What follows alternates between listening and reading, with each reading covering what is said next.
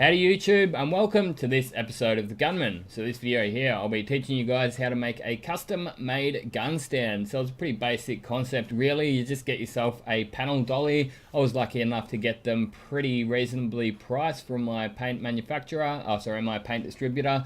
I got them for $30 each. So as you can see here, I've actually already made one. So that's what the end product's gonna basically look like.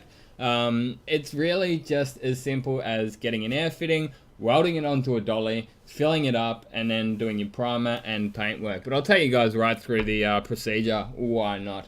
I'll give you guys a better look at this one at the end of the video as well. So obviously you're starting off with an air fitting that has a straight bottom on it, so I decided to just go up to the grinding wheel and grind that down to sort of a 45-ish degree angle and make it so it's going to be sitting on the correct angle. I didn't measure it out or anything. I just started grinding, and when it looked about right on the dolly, I just stopped and then decided to weld it.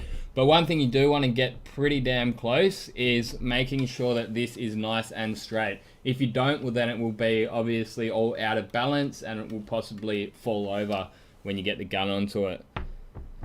Again, I just did that by eye. I put a couple of tack welds on, had a look at it by eye, made sure it looked pretty close, and as it turns out, they're pretty good. These two that I'm doing are not actually painted yet, but as you can see, I've got one finished here. So I might end up doing a two-part series on this video and give you guys a look at some custom paintwork on these custom-made gun stands. They're pretty cool. So I'd like to explain first up that obviously when you're doing any welding and panel beading work, you should really wear all the protective equipment. So if you're doing grinding, you should be wearing gloves, goggles, earmuffs, all that kind of stuff. Obviously when you're welding, you should be at least definitely wearing your eye protection because the ultraviolet light that's put off by the welder can give you very bad eye diseases.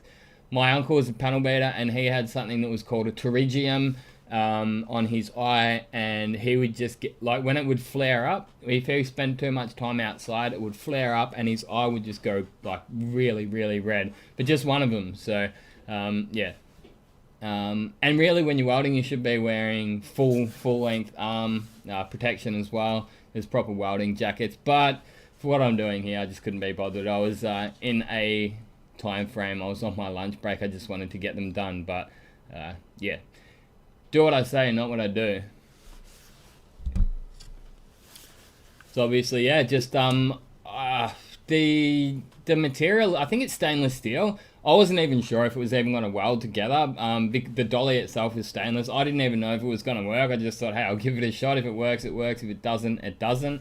My other thought was that you could try drilling into the dolly, and because the air fitting itself has a thread on it, you might be able to tap and die it out, but that would just take forever. You'd also lose a bit of weight in that dolly because they're quite a weighty thing. I haven't bothered to weigh them specifically, but you just about have half a kilo, if not even a kilo of weight there.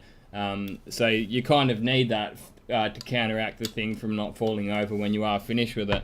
And yeah, it's probably worth getting a few tack welds on, and then getting your gun, plugging it in, and getting it on a flat surface just to make sure it is going to be nice and stable.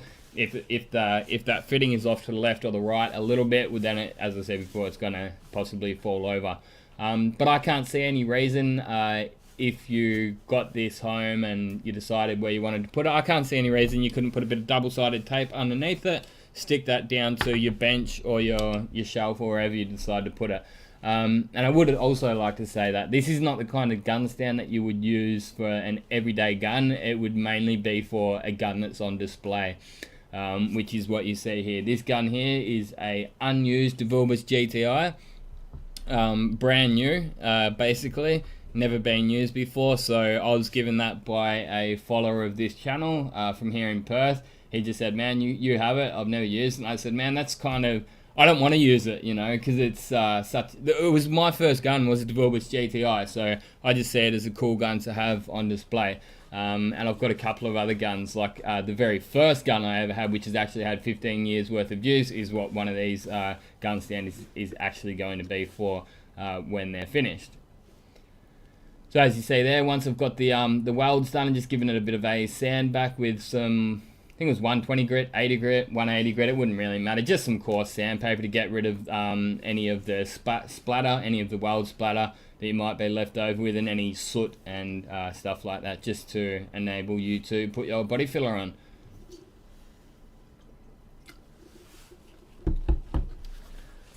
As you can see there, I'm just giving a quick look just to make sure it's going to be nice and sturdy and not going to fall over. I probably should have done it earlier, but as I said, I was kind of in a bit of a rush.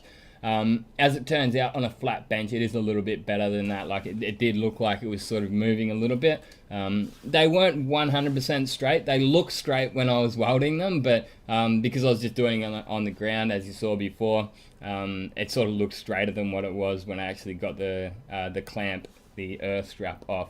I must admit, this is actually not an original idea of mine. I mentioned before that I use the DNA Paints holographic flakes on this stand here. And it was actually an idea I pinched off DNA Custom Paints. I went to do their training course over in Melbourne to learn how to use all their custom paints. And I took some photos of their guns when I was over there. And it was like 2 years later that I decided I wanted to have this gun on display. And I'm like, how do I put that on display? And I just remembered that I seen that photo on my website, and I'm like, damn, that's a really cool idea. So I pinched their idea, and yeah, they were the ones that had dollies and air fittings for gun stands first.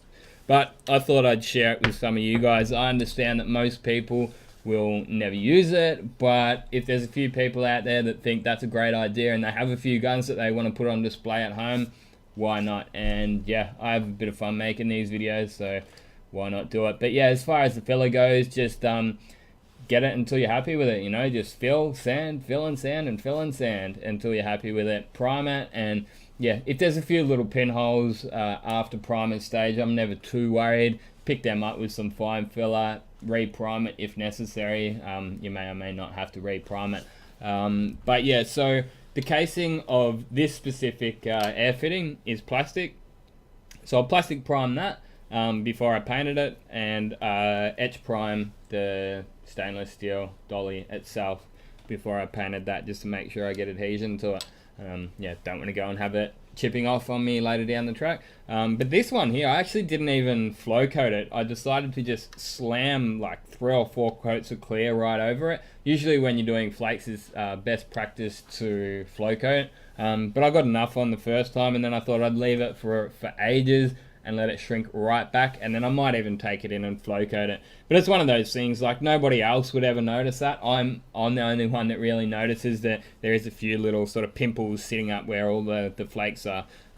Yeah, why not take it in? It's only going to take me best part of 10-20 minutes on my lunch break. Give it a quick scuff down, bit of clear that's already left over from the previous job, we'll sort that out, and yeah, put it in my little baking oven, and yeah, take it back home, and happy days. So as you can see there, I've started getting a few coats of primer on it. As I said before, I put the edge primer down first, make sure it's going to have adhesion, then a couple of coats of 2-pack primer. Just using my ANI R150. That's the workhorse of mine for my miniguns, use it all the time. It's a gun that I'm never too precious with. I'm not like, only using clear with it, only using specific products with it. I use anything in that gun, and I use it all the time. Absolutely love it. I stand by it taking out #1 spot in my top 8 miniguns. And yeah.